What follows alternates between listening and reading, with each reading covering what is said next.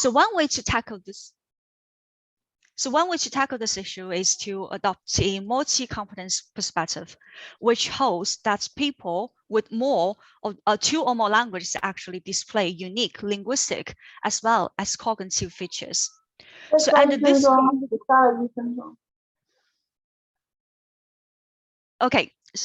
under this view, there are two key questions at the center of bilingual cognition research. So the first one is closely related to whether bilinguals think differently from their monolingual counterparts.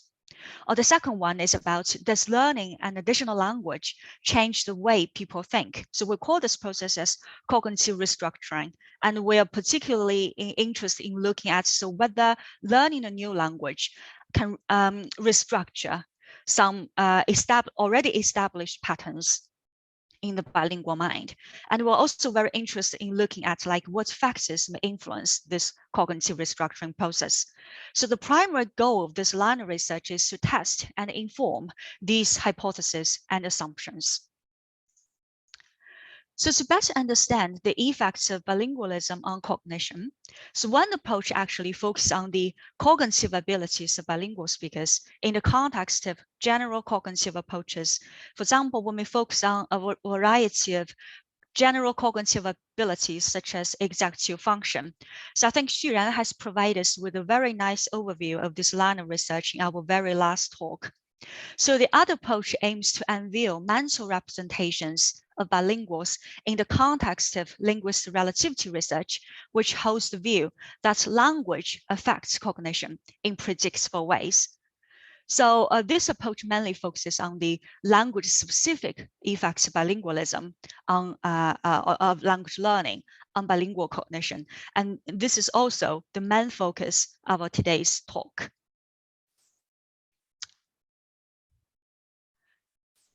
So the linguistic relativity hypothesis, basically, which is proposed by Benjamin Lee Wolf, argues that language and thought actually interrelated, and people who speak different languages may have different ways of perceiving the reality, depending on the linguistic resources and the categories made available to them in their native languages. So by thought here, actually, or cognition, it is referred to a variety of mental processes such as perception, attention allocation, working memory, and categorization. So for example, when talking about the duration of time, so I would like to show you an example from the domain of time. So speakers of Swedish and English who primarily talk about time as long and short actually conceptualize time differently compared with speakers of Greek and Spanish who primarily talk about time as like big or small. So we have a lot of evidence showing that for those who prefer distance-based metaphors, for example, long time or short time, are shown to be more sensitive to the stimuli length. For example, like the distance of a growing line, they maybe devote more attention to this typical feature compared with those who prefer the amount-based metaphors, such as much time or little time. They seem to be more sensitive to the stimuli size or quantity. So similarly, in the domain of color, recent study also suggests that cross-linguist differences in the color patterns, like in color labels or terms, actually affect the discrimination of color. For example, as you can see here, in English, the term blue can be used to describe all of these color patterns as shown in this picture, right? While in Russian, there is an obligatory distinction between the light blue, we call the skloboy, and the dark blue, like sini. And then we come to the fundamental question: how do the language-specific color items affect our perception of color? For example, in speaker's mind.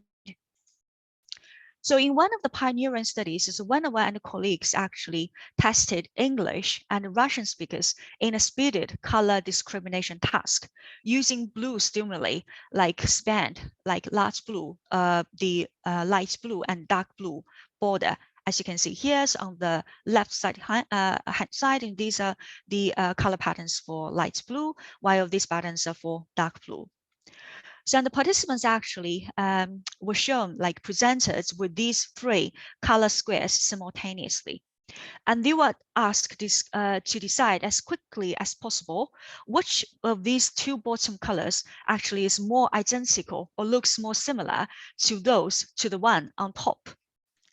So results suggested that when the two bottom colors, for example, when they belong to different color categories, for example, one is light blue and the other one is a dark blue, the speakers of Russian who have two basic color items for this light and dark blue actually responded much faster to this cross-category stimuli compared with within category stimuli. So for example, these two bottom color actually belong to the same category. So either they belong to the light color, as you can locate them here, or they belong to the dark color, you can find them here. Right.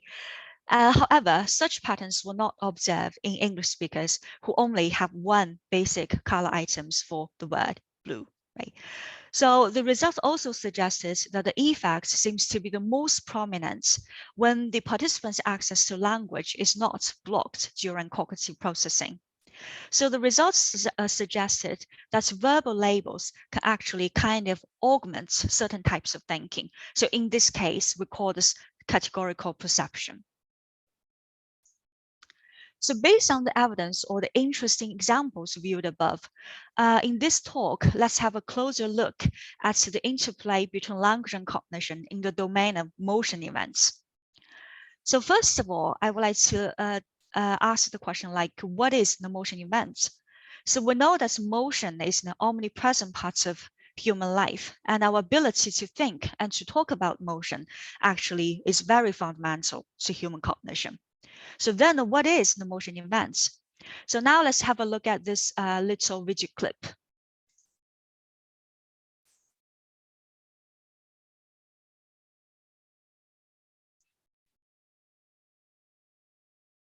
So as you can see this in this video clip, it depicts a boy like moving from one place to another place in a particular manner along a particular path.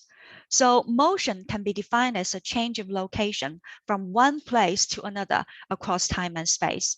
So for example, the boy was at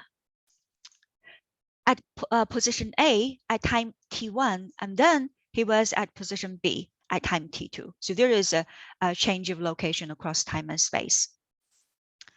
So a motion event, as what you saw in the previous video clip, actually has the following semantic components. So first one is a boy, which refers to the figure as a moving entity, and walks refers to the manner we call manner motion. It depicts how the motion is actually conducted, so in which way it's conducted, is carried out. Up basically refers to the path of motion, depicts the trajectory of the movement with the reference points to the ground, for example, hill. So so in this talk, we basically will call this type of motion as self-induced motion or voluntary motion. And this is also the focus of our today's talk. So we'll basically centers around the linguistic descriptions of the voluntary motion events. So, however, the world's languages actually differ contrastively in terms of how the motion event is grammatically or linguistically encoded. So when describing a mundane event, speakers of English basically or typically encode manner motions such as walk in the main verb, while paths motion like up in verb particles. In this case, we call them as satellites. Right? However, for speakers of Spanish and French and other Romance languages, like in general, they preferably to encode passive motion like accent in the main verb, while living manner optional. So manner can be encoded or via, for example, the subordination forms. In this case, you can say that a boy ascended the hill by walking, so it's encoded via the gerund form. So this binary typological distinction seems to work pretty well in most of the European languages. However, this binary distinction seems to be less applicable to the, for example, like serial verb languages. So let's take Cantonese or Chinese more generally, and Thai, for example, like when we call them like equivalently framed languages where manner and parts motion are grammatically encoded via like both the verb form, as you can see here in the example. So in Chinese or in Cantonese, you can either say like a boy walk ascend a hill. So the both matter and the past actually have the equal grammatical status. So it's encoded in the verb compound. Or you can just simply say like a boy ascend a hill, right? Without mentioning matter at all. So this is the fundamental difference between Cantonese or Chinese and English, right? So in English, it's not acceptable if you say a boy up a hill, right? So although it's grammatically correct to say that a boy ascend the hill, but orally speaking, like in the oral style, so speakers may be less likely to adopt this strategy in their description, like ascend hill or descend the hill, but rather they prefer to say walk up the hill, ran up the hill, or jump up the hill. Right? So these are the fundamental differences across different languages. So based on the typological frameworks we have reviewed previously, so Berman and Slobin actually take the very first step and adopt the cross-linguist perspective and examine how children learn to talk about motion events using the narrative illustration task called frog story. So in a very brief introduction of explanation of the terminology here, like illustration basically refers to one production measures that's use either visual, verbal, or written stimuli to encourage the participants to talk about the ideas. And it's found that speakers of Romance languages such as Spanish and French, when talking about or describing or narrating the frog story, they seldom mention manner in their linguist descriptions. While on the other hand, like speakers of Russian or English, they typically encode manner like in their linguist description. And also there's also an example from Spanish as well as English when describing the same sentence, like he ran out of the house. So English speakers may opt for a semantically compact structure to encode manner in the main verb, while the paths of motion in the sublet, the ran out of the house. While for Spanish speakers or the other Romance languages, for example, like V verb frame languages in general, they prefer encode to paths in the main verb, like living manner in a subordination form. So semantically or syntactically speaking, we call this a much loose structure compared with English. So given the cross-linguist differences in terms of how motion events are described across the world languages, and then we come to a very fundamental question. So how the different ways of talking about motion may affect how motion is presented or is encoded in cognition. Right? So we have a lot of empirical evidence showing that language structures highlighted by grammar. For example, in English, we have typical grammatical devices for the description of, for example, like tense and aspects.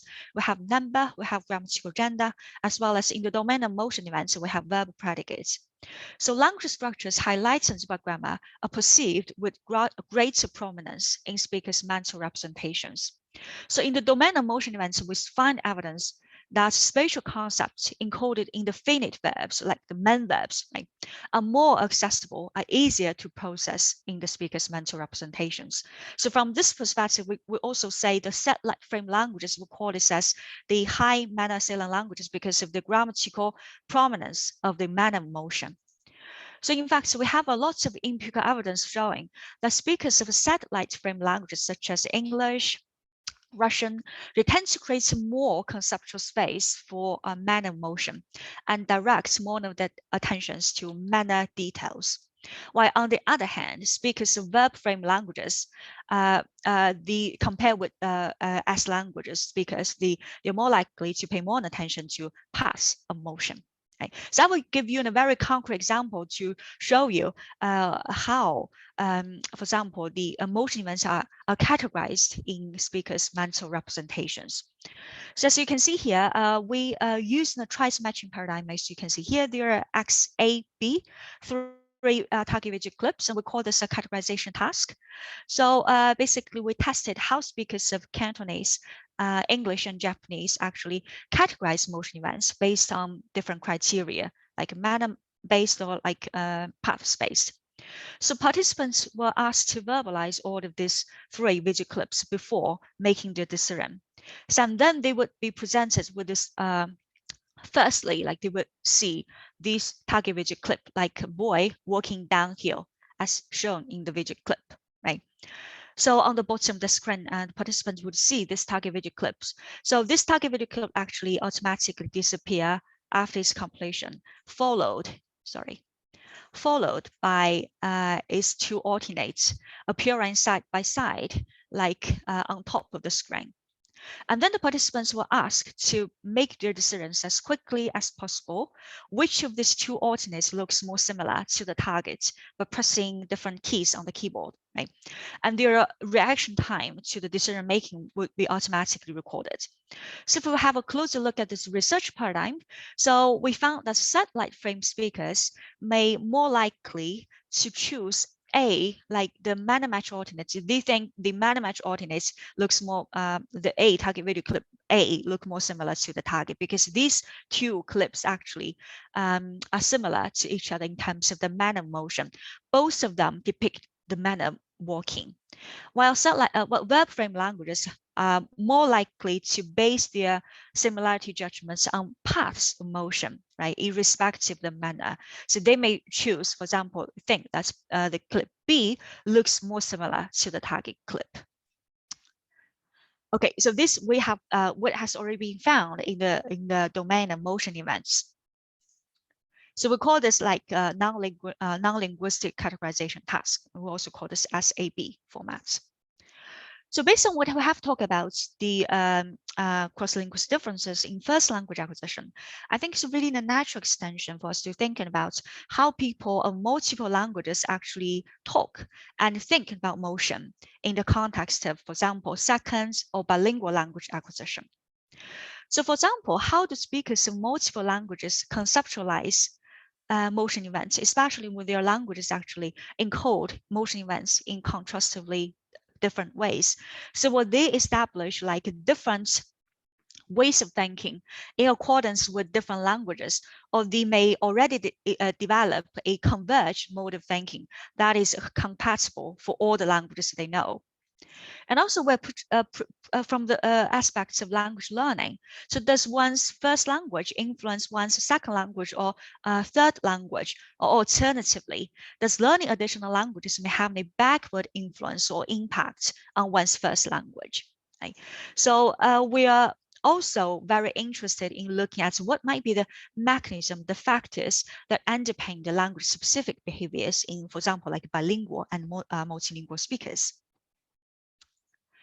So the result seems to be quite mixed in the field of motion events with regard to how bilingual and multilingual speakers actually talk and think about motion events.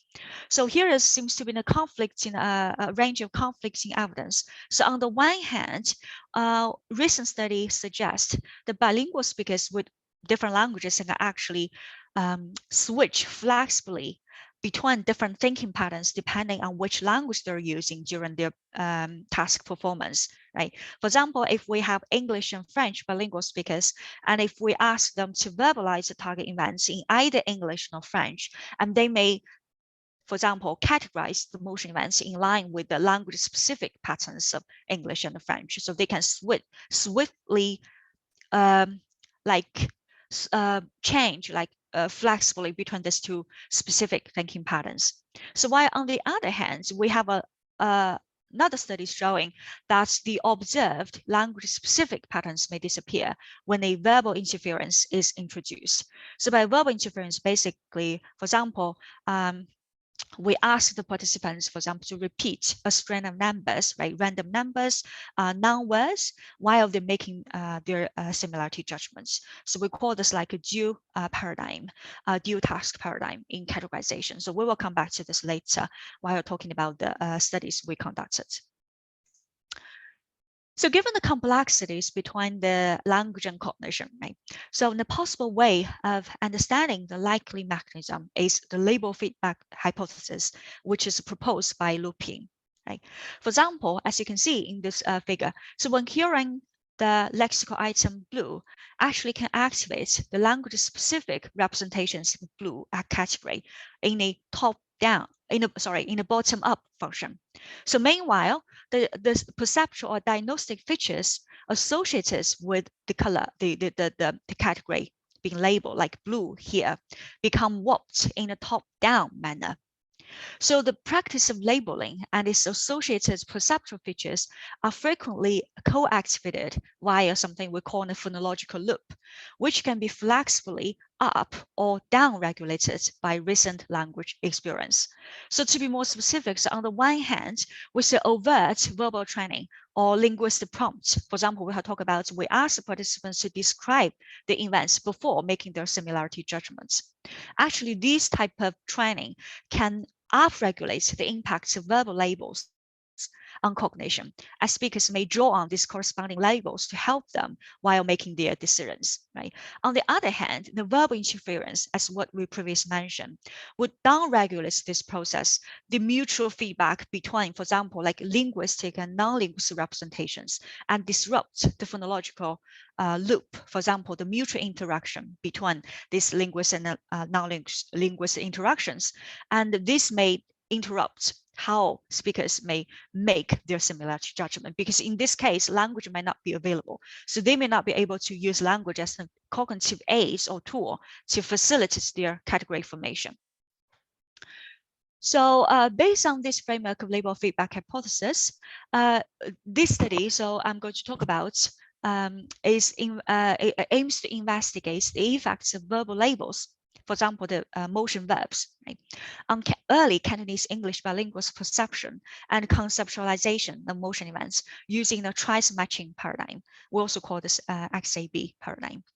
So altogether, 3 experiments were set up for the current study, and we strictly manipulated in degree of language involvement during their task performance. So I will give you a more detailed overview, but this is a very brief introduction about how the experiment is designed.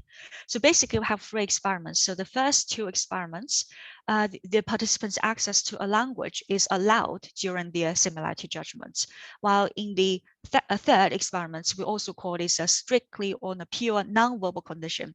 The participants' access to language is interrupted by a geo-task paradigm. Like we previously mentioned, we use verbal interference task. Right. So we, in this study, we adopted a within subject design. So we also call them as a repeated measure. So we asked the same group of participants to perform the different tasks, right? Like 3 times with 1 week gap in between in order to avoid a potential training effect or task effect. So now I will give you more detailed information about the participants as well as the materials of the studies. So a total of 120 university students were recruited from study, and we have native controls. They are Cantonese and English monolingual speakers, and they were recruited from local universities from Guangdong Province, China, and also London, UK. And we also have 60 early Cantonese English bilingual speakers who came from Hong Kong. Okay. So based on the language policies of biliteracy and trilingualism in Hong Kong, children normally start learning the second language English from a very early age, so maybe around the average age of 3. So the learning of English actually continues throughout their school years, and many schools actually use English as a medium of instruction for their for the teaching of other subjects.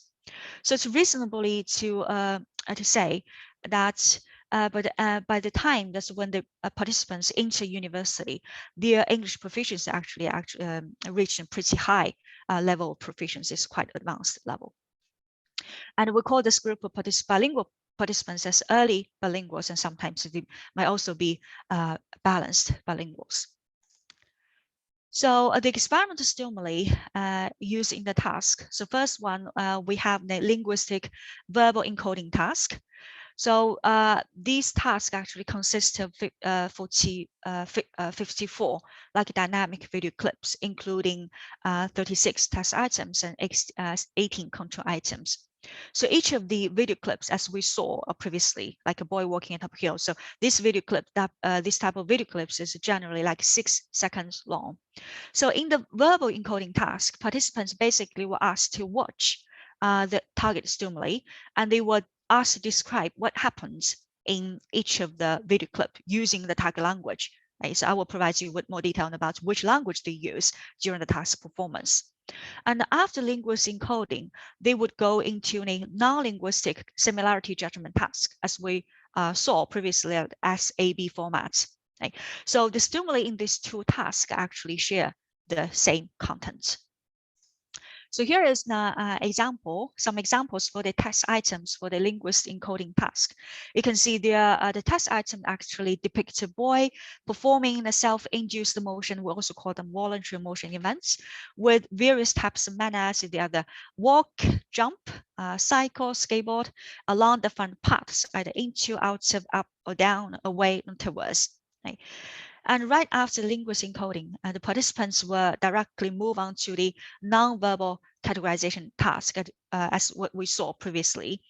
The target widget clip appeared at the bottom of the clip, the screen, and it disappeared after completion, while followed by these two manner match and paths match alternates appearing side by side at the top of the screen. Right?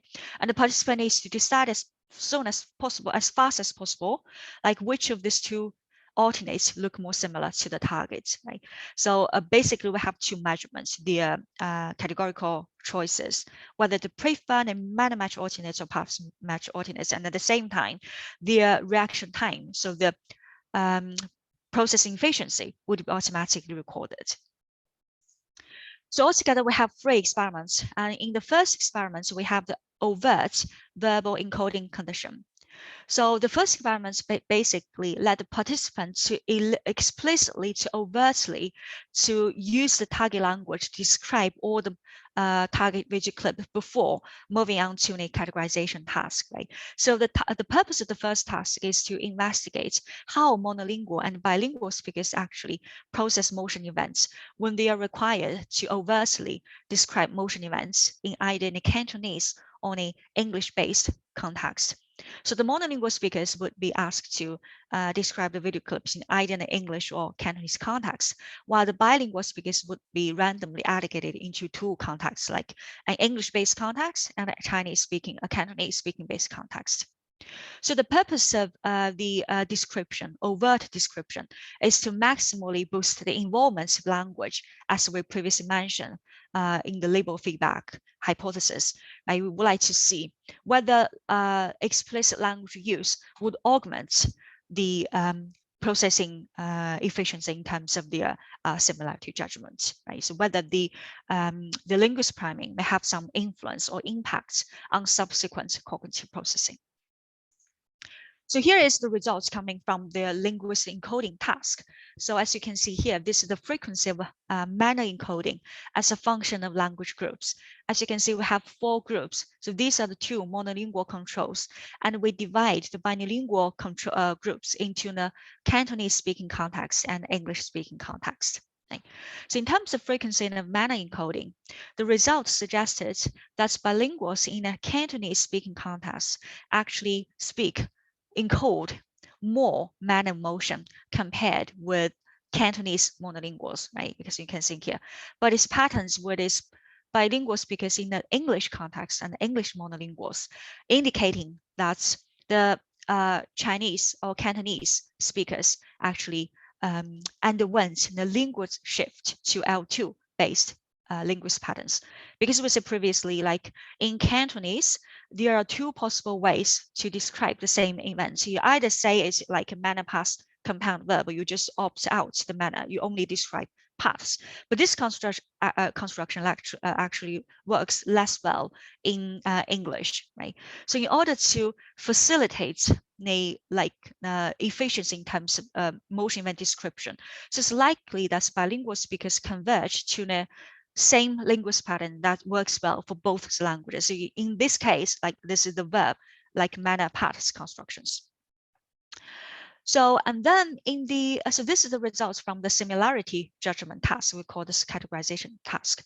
So in line with the findings in the linguist encoding task, we found that bilinguals in the Cantonese context actually selected significantly more manner match variants compared with the Cantonese counterparts, but display similar patterns with the bilinguals in the English context and English monolinguals, indicating that conceptually, they also underwent a cognitive shift towards the L2 based way, like English based way, in terms of thinking and speaking.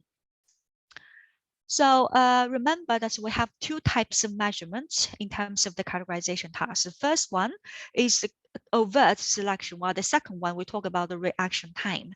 So in terms of processing efficiency, Cantonese monolinguals actually have a similar reaction time while making the manner and parts match decisions, as you can see here. So there's no significant difference in terms of their processing efficiency in making different decisions.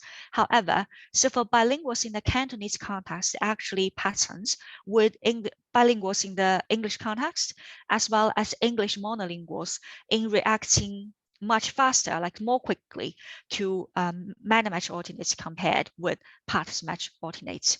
So these patterns persisted irrespective of the language of operation. So no matter whether you ask the bilinguals to narrate in, for example, to narrate the descriptions in Cantonese or in English, they exhibit similar processing patterns. Okay, so this is the discussion from the first experiments. We say in terms of the monolingual data, the cognitive patterns actually in line with the previous findings. Right? So Cantonese speakers, or compared with the English speakers, they are less likely to direct their attention to manner motion, right? Given the typological differences between the serial verb language and satellite frame language. However, when we're talking about bilingual speakers, we say bilingual speakers actually differed from their Cantonese, their native language counterparts, yet patterns with the English monolinguals in both the linguistic descriptions as well as the categorization, irrespective of the language context, right? Indicating bilingual speakers actually underwent a cognitive shift towards the English-based ways of thinking and speaking. So this can be attributed to various reasons, right? For example, such as the language learning background, because we focus on early Cantonese English bilinguals where both of their Cantonese and English are actively or interchangeably used in their daily communication. So this active use of different languages in various communication settings may facilitate a convergent mode of thinking, which might be what is not easily manipulated or affected by short-term manipulations, right, regardless of the language context. They have already established a convergent mode of thinking, regardless of which language, like linguist priming, you ask them to do, right? You expose them to in short-term experiments. And then we come to the second experiment. We would like to, so based on what we have found in the first experiment, so we continue exploring whether people draw on the same parameters for event categorization and processing when language-specific labels are not explicitly evoked during the decision-making process. Right? So basically, as you can see here, the same group of participants were participated in the study, right? So like 1 week later, but this time they were simply divided into 3 groups, like monolingual groups and bilingual groups. So instead of overtly or explicitly describing target events in this condition, they just watched all the target clips, video clips in silence before making their similarity judgments. Right? So here is the results. So it was found that we have, so this is because we have no linguist encoding task, so we directly come to the results from the categorization task, right? So it was found that bilingual speakers actually selected significantly more manner match variants compared with their Cantonese counterparts, but there's no difference.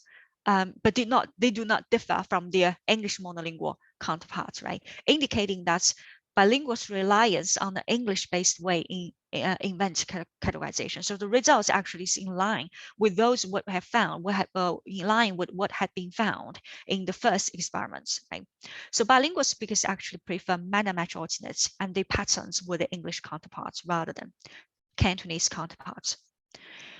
And also in line with what had been found in the first experiments, the results in terms of reaction time also confirm that Cantonese bilinguals, as you can see here, showed comparable reaction times to manner and to making manner and parts match decisions, while bilingual speakers' patterns with the English monolingual counterparts in reacting more quickly in making manner match decisions.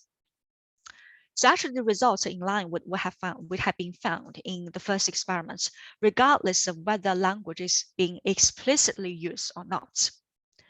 So the experiment 2, basically in line with the previous findings, we find that the language specific patterns did not diminish even in the absence of overt verbalization. Okay. So one possible interpretation might be that the participants are still, they may also draw on the language specific patterns like implicitly or subvocally while carrying out the similarity judgments. Okay. So in this case, the mutual feedback between the verbal labels and the categories is not disrupted. Right? So the speakers can also rely on the linguistic resources made available to them in their perceptual judgments in a covert manner. So the performance actually also show some language specific patterns. So this is in line with the label feedback hypothesis, right? So as long as language can still be used, either overtly or covertly, they can actually, in a way, facilitate cognitive processing. So in order to explore like whether these language-specific patterns may still persist in, for example, like in condition with verbal interference, we'll continue with the third experiment. Right? So we have the same group of participants. And 1 week later, right, we divided them into 2 monolingual groups, and we have like bilingual groups. So instead of like watched the video clip like in silence, the participants were asked to repeat aloud a string of 2-digit random numbers in either Cantonese or English while doing in both like watching the during their watching of the video clips and doing their similarity judgments. So we call this like a dual task paradigm. So when we introduce the verbal interference. So in this way, the mutual feedback between language and the perceptual features may be disrupted because the phonological loop is occupied by the, for example, like digital numbers or non-words, right? It's limited in its capacity. So speakers in this case may not be able to rely on their linguistic resources while making their similarity judgments. So here is the results. In terms of the similarity judgments, it was found the language-specific patterns as predicted actually disappeared, as you can see. So participants across different linguist groups, they actually display similar categorization patterns. So there's no preference outcome. Right? They basically behave the same way. However, in terms of the reaction times, the results confirmed that like what we have found in experiments 1 and 2, Cantonese monolinguals actually showed comparable reaction times to manner and past decisions. However, bilingual speakers, like previously mentioned, still reacted much more quickly to making manner match decisions compared with past match decisions, and actually the patterns with the English monolingual counterparts. So this result actually indicates that compared with the categorical perception, the implicit measures of reaction time seems to be more resistant to verbal interference compared with the categorical performances. So these are some possible interpretation for the third experiments where we use the concurrent verbal interference, right? So we'll ask the participants to repeat a 2-digit random numbers. So basically we say in terms of the categorical preferences, there was no differences across different language groups. So one possible explanation might be the typological differences between Cantonese and English might not be that contrastive, or might compare with, for example, like speakers of set-like frame languages and the verb frame languages. Another possible explanation might be in line with the label feedback hypothesis, that when the concurrent verbal interference is used during the experiments, so the mutual feedback between the linguistic and non-linguistic performance actually might be the mutual feedback might be disrupted. So the participants may not be able to rely on the language to facilitate their cognitive processing. So from this perspective, we say categorization might be verbally mediated and can be eliminated by having people engaged in a verbal interference task. However, on the other hand, we say the implicit measurements of reaction times continue to exhibit some robotic language-specific patterns. So this can be interpreted, for example, in terms of the nature of the measurements, right? So in terms of categorical judgments, we say it refers to a higher level processing, and which is more explicit, it's more like post-perceptual, and may take place in a later stage. While the reaction time from the cognitive processing perceptive is more automatic, it's more reflective, and may take place like early time window. So this may more resistant to the verbal interference. So in conclusion, the study examines how speakers, monolingual and bilingual speakers, talk and they describe and they gauge motion events when their access to language ranges from maximal to minimal, right? So overall, we found some evidence that the verbal labels may co-activate with some perceptual or diagnostic features in a top-down manner, and the degree of top-down modulations might be manipulated by different degrees of language involvement, right?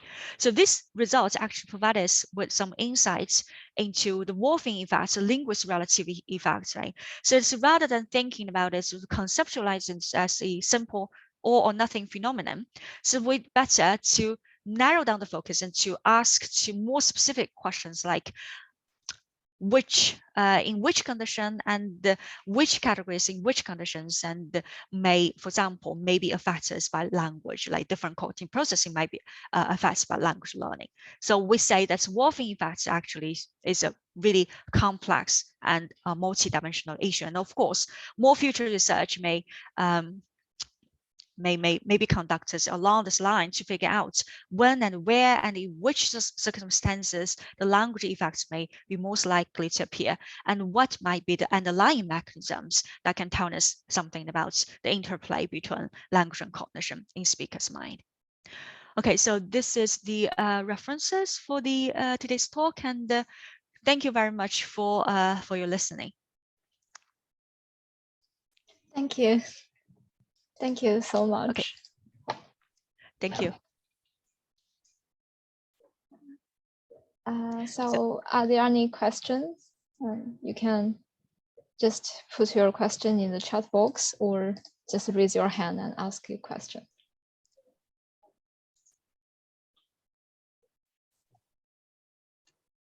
Hello, Dr. Wang, can you hear me? Yes. Thank you for sharing. I think it's very marvelous, and from all aspects, you have so many participants from different backgrounds and the fascinating animations. It's very impressive and marvelous. Thank you. And thank you. Thank you. First, I have a very small question about the task in experiment 1, the triad matching. So in that in that paradigm, so the X figure or animates appears at the bottom of the screen, right? Yes, yes. What's the rationale of that position? Because I also have a task like that, but in my experiment, I put this target at the top of this screen. So this, I don't think, the position of the stimuli, actually, I don't think it's matter too much in terms of, from my understanding. So from this perspective, so I'm not quite sure if you do an eye tracking, so you use other paradigms. For example, you may observe the eye movements patterns. I'm not quite sure if this influence their perceptual behaviors, but from only, so if we only focus on this triad matching paradigm, I don't think this might be a difference if we play this, for example, this clip at the bottom or on the top or even at the center of the screen. So it's a matter of convenience. So it's because I want to show the target video to first, and then it would be automatically disappear. And then I say, yes, it's also possible that if I put it, for example, at the center, and I put, for example, these two alternates like side by side, also around the center of the screen. So from my perspective, so there might be the position may not play a role in the task, but actually the presentation order actually plays a role. Like the target needs to appear first, while these two alternates needs to for example, follow up simultaneously, like side by side. So this, I think, is most important in terms of this research paradigm. Yeah, but actually it's a very good question related to the, So I know that you work with a lot of like, you work on lots of behavioral data, right? Using a lot of fancy techniques.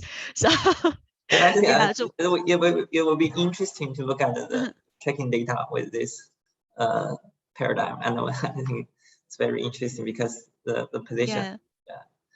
Yeah, but actually it's a very, very good point to consider. Thank you. Thank you.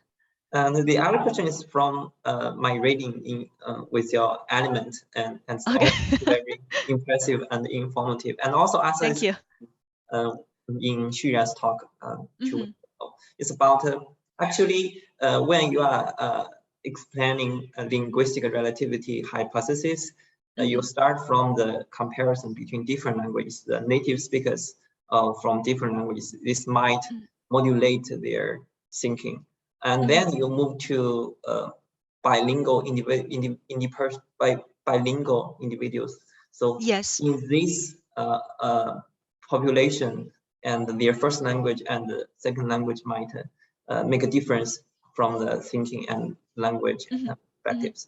Because in my research experience, I mainly focus on the unbalanced bilingual persons, and so from my perspective, the language proficiency might make a difference when we are considering these issues. But in your study, you use a very early and very balanced bilinguals, and I know it's very difficult to find out this person to do the experiment, but I think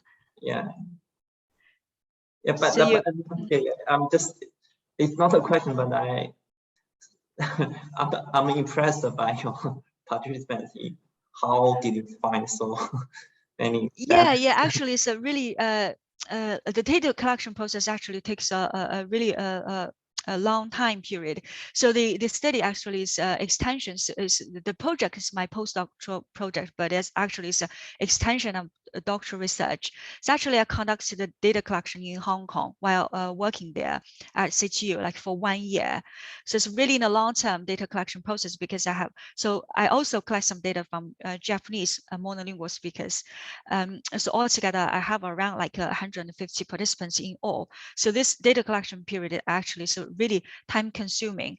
And I think one very good point you have just mentioned is to include as many diverse groups as possible. So this study may only focus on the early simultaneous or balanced bilinguals in terms of their language proficiency, in terms of their language dominance, in terms of how frequently both of their languages are utilized in daily communicational settings. But I think it's very, very important that to add more other groups, to involve more other groups in the study. As you have mentioned, like unbalanced bilinguals, we can also involve second language learners, foreign language learners, and those with various language learning background. So this can actually, this combination of different groups can contribute largely to our understanding of the interplay between language and cognition in bilingual speakers and with various groups of bilingual speakers. I think Wu Junjie actually has a question here. Thank you for saw the raised hand. Thank you. Okay, thank you, Dr. Wang, for your very impressive studies. Thank you so much. I got a few questions. That the first one, maybe I missed some information. You mentioned that Cantonese. Could you introduce more about the Cantonese? Why Cantonese speaker focus on past and motion equally, but the English speakers more focus on the motion? Could you introduce the specific on the Cantonese, the language sequence? Yes, this part. Yes. Thank you very much for this wonderful question. That's actually is closely related to the motion event topology and also serves as a backup for the study. So what might be the rationale for the study? Why we like in the domain of motion events we make this type of predictions. So everything has to be something to do with has been related to the motion event topology. Actually, you raised a very interesting as well as enlightening question. So why this might be the case? That Cantonese speakers compare with English speakers, they may focus, like they may direct, for example, like equal attention in terms of, for example, their processing efficiency, right? In terms of their implicit reaction time to man and past alternates. So what might be the underlying rationale? So coming back to the motion event topology, we call Cantonese or Chinese in general, we say these two languages do not differ too much in terms of the serial verb constructions. So where manner and past actually encoded like with equal grammatical status. So I may switch back to the using the Chinese language, for example, like 一个小男孩走上一座山. So we say 走上. You can also simply say like 一个小男孩上山, right? Just because of the use of the 上 here, actually we say 走 and 上 actually have equal grammatical status within the, so both elements are encoded in a verb compound form. We call this as serial verb construction, and we call language containing this type of construction in the motion domain, we call them equivalently framed language, where manner and paths are encoded in equally grammatical status with equal grammatical status. So each element can be used independently in their linguistic description, right? So we can say 一个小男孩上山, but in English is you can say in English, you can say that's grammatically speaking from the prescriptive manner, that you can say a boy ascend a hill, right? You can find this translation equivalence in English. But if we have a closer look at the literature, have a closer look at their oral production, their colloquials, how they speak in their oral production, we say the most typically use the encode the manner verb, right? So compare with Cantonese, so English speakers actually encode more frequently encode manner in their linguistic description. So when Cantonese speakers say 一个小男孩上山, omitting manner of motion, English speakers predominantly say a boy walks up a hill, because manner here actually occupying a very prominent slot. As we previously mentioned, that is with a really prominent grammatical status, it can be really hard to be omitted in the linguistic description. So otherwise, you cannot just simply say a boy up the hill. So it's ungrammatical because this sentence lacks the verb root, lacks the main verb. So from this perspective, we say the more you speak in this way, the more likely that this language-specific way of describing the motion events may have an impact on how you conceptualize the motion, manner, and paths, especially when your access to language is boosted by, for example, like linguist priming. So actually what we did in the experiments is more like a Lauder paradigm, it's more like a linguist priming paradigm. We asked them to orally to narrate all the stimuli. It's more like a linguist priming, so provide them with the available resources, the categories they can use to facilitate their decision making in the subsequent task. But actually, this is a very excellent question. So we may need to go back to the motion event topology. So if you are interested to know more about the rationale beyond the studies, I'm more than happy to give you some papers to read, and hopefully that's if you like, we can have a further communication that if you're interested in knowing. So if my explanation is not that clear with the time limitation. Yeah. Thank you for your explanation. Thank you. And yeah, I think it's a very interesting point for the language to guide people's attention to focus on manner and or path. And for Chinese, they equally framed. But for the English, we have to say walk up. We cannot only say walk here or up here. I think it's very very sensitive, very good catch on the language. And my second question is that for the bilinguals that you studied, you equally separated them to priming, the Cantonese priming or English priming. And my question is that did you control the environment, the language context for the participant and the experimenter? Do they give the instruction on the priming language? Yeah, I think that's a very, very excellent question. So indeed, we control the language of instruction, right? The language of operation. So for bilingual speakers who are randomly allocated in a Cantonese speaking context, so we ask the experimenter to speak Cantonese all the way to guarantee the monolingual mode, right? So only Cantonese is activated in their description. So for those who are allocated to the English speaking context, we say the the language for instruction must be conducted in English. So that's so similarly. So English is only the activated language during their decision-making process as well as their linguistic description process. Yeah, but actually this is a very, very excellent question regarding to this paradigm. Yeah. So it's very interesting that why the bilingual, they do not act like Cantonese monolingual. It's a rather more like than the English monolingual. It's very interesting. Yeah, actually, it's also a very interesting points that you mentioned. That's why the pattern with English monolingual counterparts but differ from the Cantonese bilingual counterpart, because as previously mentioned, that these are the balanced like early bilinguals. So both Cantonese and English are used interchangeably in their daily interactional or communicational settings. So we say from a cognitive perspective, this might be a little bit difficult, as may be time consuming, as energy consuming if the bilingual speakers keep these two languages like Cantonese and English as a separates.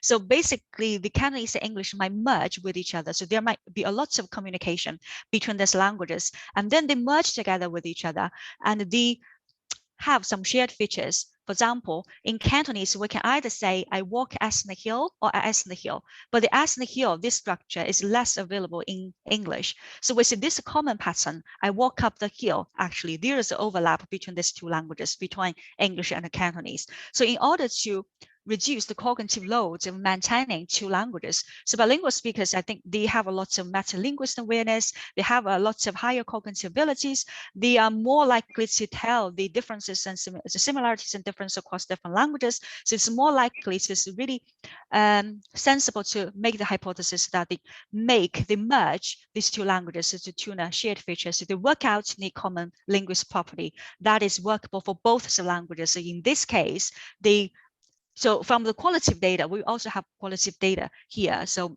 from the real expression, but due to the time limitation, I may not have an opportunity to show the audience to show you how they actually produce the patterns. But actually, they seldom use the 一个小男孩上山 this structure, but specifically they use 一个小男孩走上山、爬上山、跑上山 or whatever this type of thing.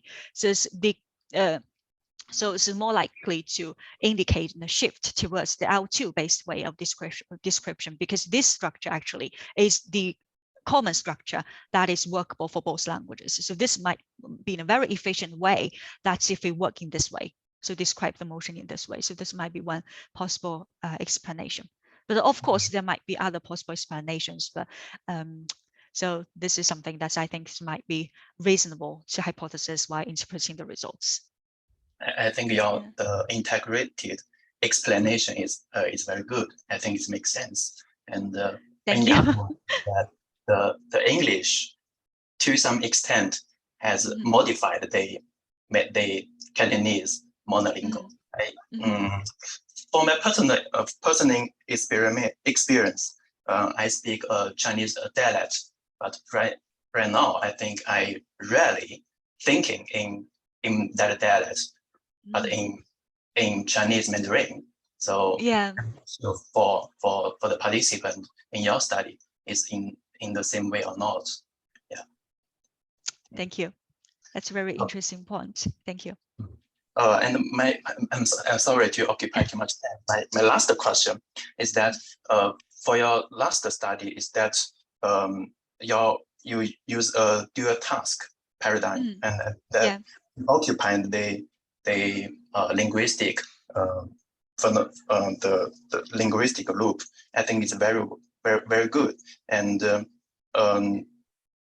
for the choice category choice, it has modified. It's different from the previous study, and for the RT is the same as the previous. So my question is that is that possible? The dual task, the verbal influence did not completely eliminate the language processing and make them harder to have more time to respond. So is there any way to completely eliminate the verbal processing? Is that possible? Yeah.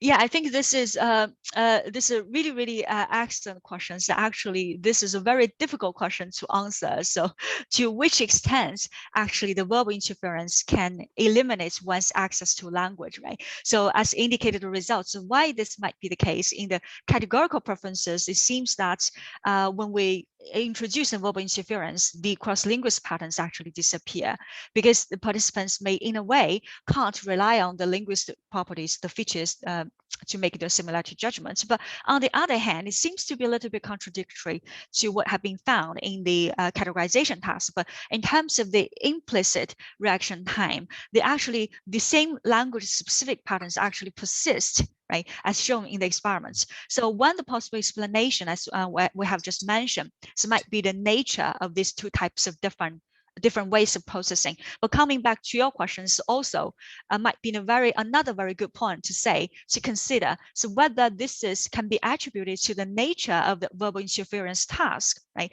To what extent the application of the verbal interference task can interrupt one's access to language, and whether there might be other ways, like you have mentioned, to 100%, like to eliminate one's access to language. I think this is a very good question.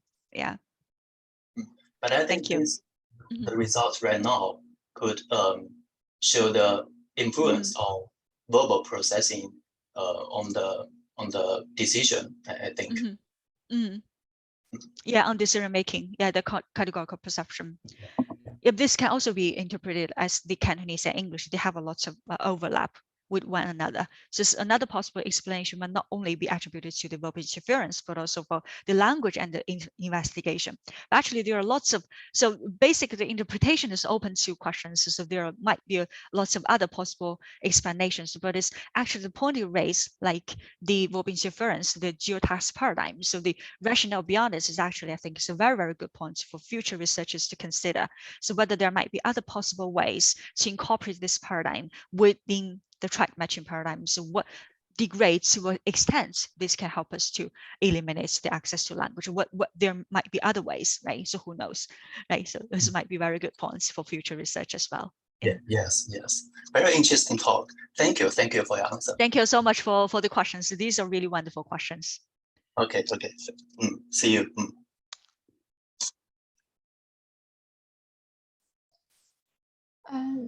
I found there are two questions in the chat box. So the first one is, I wonder if researchers should and need to know the target languages of young participants in the study. Yeah, better to know the language, but it's not a must, because we say we're majoring in linguistics, but it doesn't mean that we know all the languages in the world, right? There are more than 7,000 languages in the world, but better to know. So even though you can't speak it, I do think that as a linguist student, you have kind of intuition about the language structure. So as long as you can capture the most fundamental language structures across different languages, and this can help you greatly, like when you conduct this type of typological research, is really helpful. But actually knowing the language actually is it's a big plus to your research indeed. Yeah. Thank you. Well, another question is, hi, Dr. Wang. I'm a development psychology major student, and I want to learn more in the bilingual field. What materials or resources would you recommend it?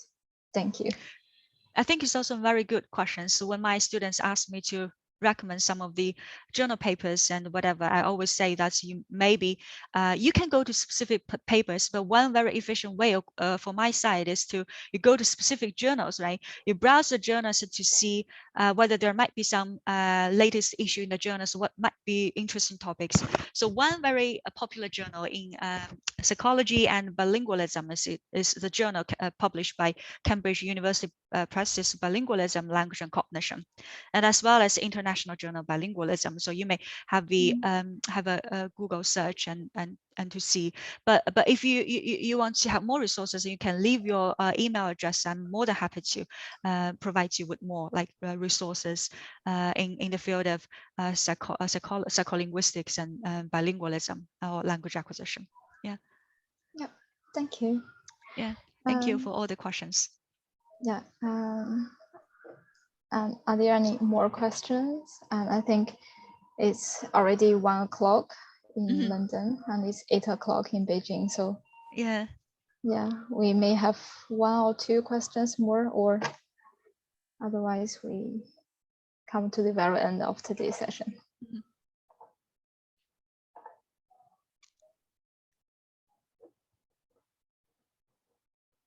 Yeah. So if there is no more questions, I have the very last questions to have the ending of today's session. So my question is about, well, my focus is more on the bilingual language use. So I'm thinking about whether this group of bilingual, so their language use habits, like their frequency in code switching, have some aspect, have some effect in their language processing. If this kind of Cantonese English bilingual or English Chinese bilingual, they have more frequency in code switching in communication, while this kind of situation affects their performance in the ABX task. Yeah, actually, this is a really excellent question. It's a really fundamental questions. We approach the line of research. We talk about language processing and bilingualism. So whenever whether we conduct ABX format, XAB format, we talk about something else. Whenever we talk about bilingual speakers, we also need to take into account of their various background, their language learning trajectory, whether they're balanced bilinguals, whether there might be lots of code switching in their daily communications, so what the switch frequently, like a mixed code frequently. So whether this may have something, some impacts on their cognitive behavior. So I do think that is very interesting question. So that is the reason why that I only focus on like early or balanced Cantonese and English bilinguals. I know that these factors actually may play a role, may certainly will certainly play a role in, for example, the cognitive performance.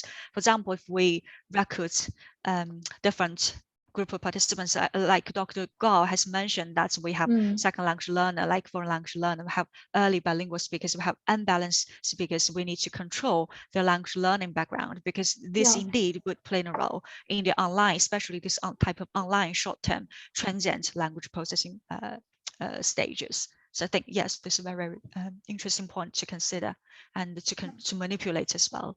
Yeah. Sure. Thank you so much. Thank you. Thank you so much.